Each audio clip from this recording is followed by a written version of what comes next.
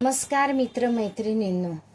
विद्येविना मती गेली, मतीविना नीती गेली, नीतीविना गती गेली, गतीविना वित्त गेले, वित्तविना शूद्र खसले, इतके अनर्थ एका अविद्येने केले.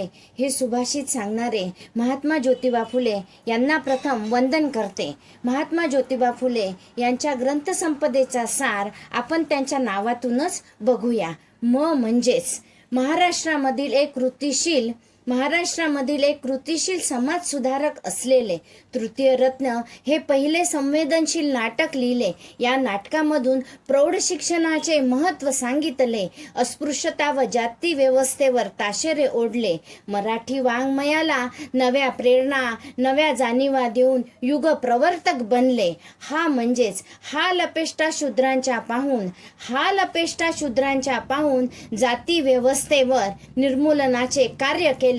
गुलामगिरी हे पुस्तक अमेरिकेतील कृष्णवर्णीयांना समर्पित केले. माणसाच्या गुलामीचे दर्शन गुलामगिरी या पुस्तकातून दाखवून त्या गुलामगिरीतून बाहेर पडण्याचे मार्ग सुद्धा सांगितले. म्हणजेच महात्मा ही उपाधी स्वकर्तृत्वाने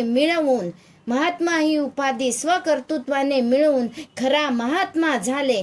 छत्रपती शिवाजी महाराजांचा कुळवाडी भूषण पोवाडा गातो भोसल्याचा छत्रपती शिवाजीचा असे म्हणत छत्रपती शिवाजींच्या समाधीचे शोधन केले. ब्राह्मणांचे कसब या ग्रंथात बहुजन विरोधी रूढी परंपरा साक्षात्कार या विरुद्ध त्रिकास्त्र सोडले. समाजाला निद्रेमधून जागे केले.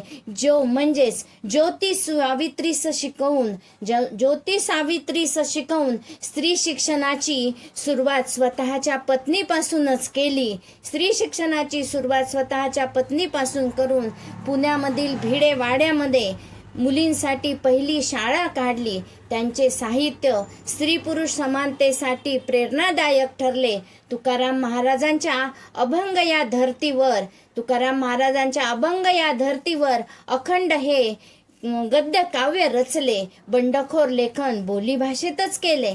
ती म्हणजेच तीव्रतेने विरोध पत्करून शेतकऱ्याचा आसूड या पुस्तकातून शेतकऱ्याच्या दयनीय परिस्थितींचे, त्यांच्या शोषणाचे चित्र वर्णन केले. वास्तववादी आणि सामाजिक विषमतेचे दर्शन घडविले. धरण कालवा या संबंधीची माहिती सांगितली आणि आधुनिकतेला महत्त्व दिले. आलेल्या संकटाला धैर्याने तोंड दिले. म्हणजेच बालहत्या प्रतिबंधक गृह स्थापन करून यशवंताला दत्तक घेतले. अस्पृश्यांची कैफियत मांडली. सतसार 1 व सतसार 2 यामध्ये समाज सुधारणेचे नियतकालिक सुरू केले. लेखनीय नवनिर्मितीचे निबंधकार झाले. म्हणजेच फुलोरा स्त्री शिक्षणाचा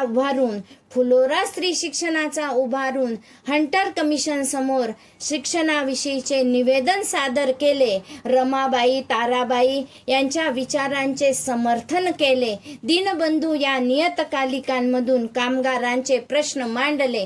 आधुनिक शिक्षणाची मुहूर्तमेढ रोवली. वेगवेगळे पत्र लेखन केले. म्हणजेच लेखक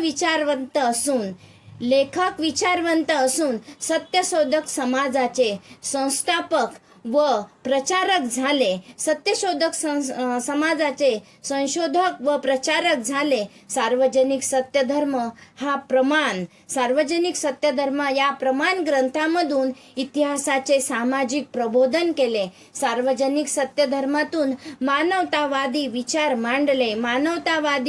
मांडून वेगवेगळे अहवाल लेखन सुद्धा त्यातून केले. मंगलाष्टके, पूजा विधी, लग्नाच्या विधी हे सर्व त्या पत्रातून सादर केले. समाज बदलण्याची भूमिका घेऊन दिशादर्शक लेखन केले. मानवाचे धर्म नसावे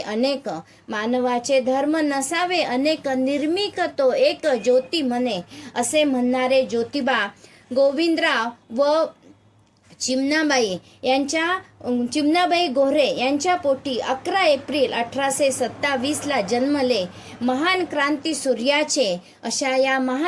सूर्याचे 28 नोव्हेंबर 1890 मध्ये निधन झाले. भारतीय स्त्री शिक्षणाचे प्रणेते, स्फूर्तिनायक यांचे आपण साहित्य वाचूया. 2026 मध्ये महात्मा ज्योतिबा फुले यांच्या द्विशताब्दी वर्ष सोहळा साजरा करूया. द्विशताब्दी वर्ष सोहळा साजरा करूया. महात्मा फुले यांना विनम्र अभिवादन करते. धन्यवाद.